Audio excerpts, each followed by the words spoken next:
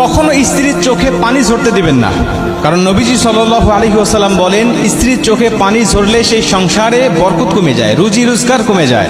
এজন্য চিন্তা করবেন, তার চোখে পানি আসার কারণ আমি হব না। কি কাজ করলে, কোন ব্যবহার করলে সে কাঁদে, তার চোখ দিয়ে পানি ঝরে, ওই কাজগুলো আমি করব না। তাকে ভালোবাসা দিয়ে সর্বসময় হাসিতে খুশিতে থাকবো।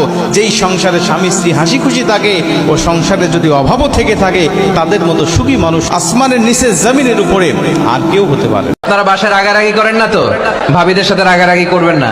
আপনার ব্যাপারে ভাবিদের কাছ থেকে আল্লাহ তাআলা সার্টিফিকেট নেবেন, খায়রুকুম লিআহলি।